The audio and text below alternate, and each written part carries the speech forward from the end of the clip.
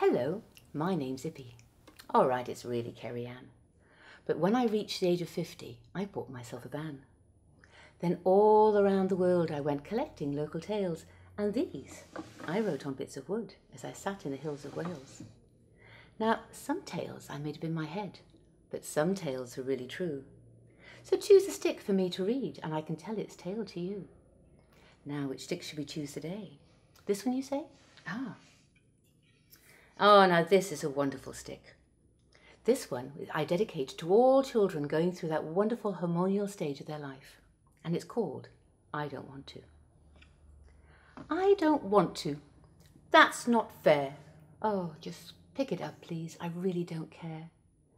As bodies change, the words do too, and so does the attitude. What are we to do?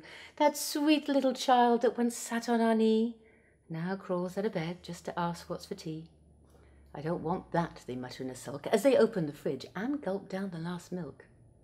Their rooms are a mess. There is an odour of decay. They ignore our request. Or state, not today, I'll do it tomorrow. But tomorrow never comes. Each day they ignore us. Each day we bite our tongues. 'Cause words lead to anger, and anger leads to fights. Oh, and fights lead to doors being slammed in the night. Their hormones are raging. Their friends egg them on. Come out to the party. Don't listen to Mum. And so we sit in, night after night, preparing for battle, to fight for what is right. The please and the thank you, the family outing, the meal at a table performed without pouting. We gave them the best, gave them more than we got. We thought we did good. Apparently not. As the battle continues, we look back at the day. We thought it was easier just to give them their way.